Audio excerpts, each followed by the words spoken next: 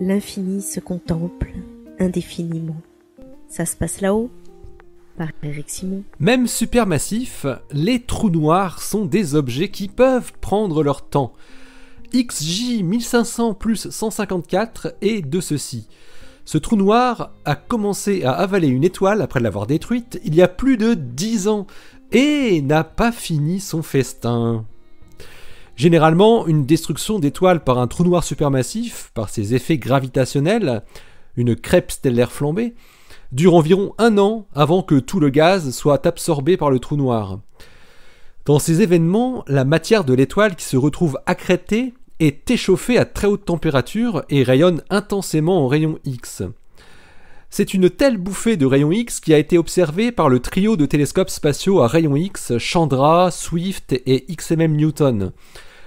L'équipe menée par Da-Cheng Lin de l'université de Durham surveille fréquemment cette source X située au centre d'une petite galaxie à 1,8 milliard d'années-lumière et qui fut détectée pour la première fois le 23 juillet 2005 par XMM Newton, alors qu'elle n'apparaissait pas au même endroit dans une observation de Chandra faite 3 mois avant, le 2 avril 2005. Un maximum d'intensité a d'ailleurs été observé par Chandra le 5 juin 2008 avec une augmentation d'un facteur 100 en luminosité X.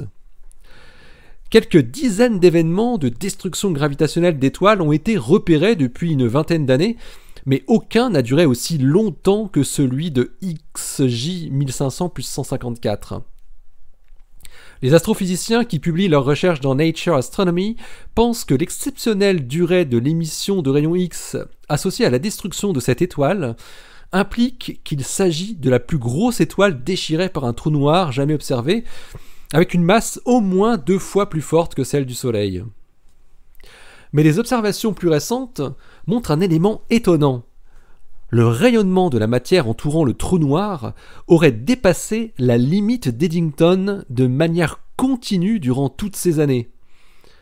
La limite d'Eddington, du nom du célèbre astronome britannique Arthur Eddington, qui a élaboré cette idée en 1921, est la limite de luminosité d'un objet à partir de laquelle la pression du rayonnement devient plus forte que la force de gravitation, ce qui signifie une dispersion de l'objet en question au-delà de cette limite.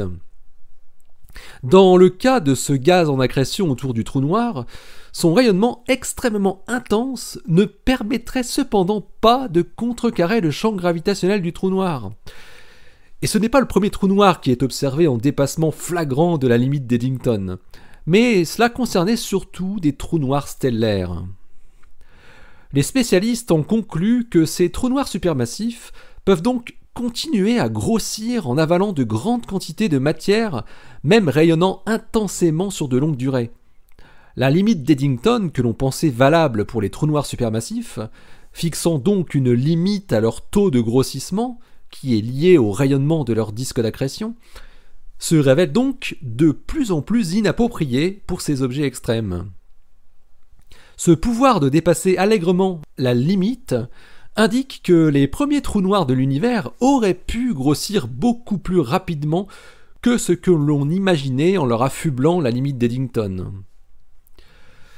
D'après des simulations qu'ont effectuées Da-Cheng Lin et ses collègues, le gaz résiduel de l'étoile déchiquetée, en rotation autour du trou noir, devrait finir par disparaître totalement dans la prochaine décennie, menant alors à une forte baisse de luminosité X de XJ 1500 plus 0,154 dans les années qui viennent, ce que ne manqueront pas de suivre les astronomes pour valider leur scénario. L'article de Da-Cheng Lin et ses collaborateurs s'intitule « A Likely Decade-Long Sustained Tidal Disruption Event » et il est paru dans Nature Astronomy, volume numéro 1, article numéro 33. Je mets le lien en bas de ce billet, comme d'habitude. N'oubliez pas que nous sommes toujours en train d'essayer de récolter quelques petits fonds pour financer l'événement Lyon Science 2017 qui aura lieu donc à Lyon le 2 avril prochain et où vous pourrez retrouver de nombreux vulgarisateurs de science qui vous parleront de choses diverses et variées sur le thème de la couleur et vous pourrez m'y retrouver en chair et en os. Oui, votre serviteur vous parlera du noir et devinez de quoi exactement? Eh bien des trous noirs. Bah oui, voilà. Et voilà, donc vous retrouvez le lien sur le blog. N'hésitez pas à participer, même un tout petit peu. Cela nous aidera beaucoup, beaucoup, beaucoup. Merci à tous et à toutes.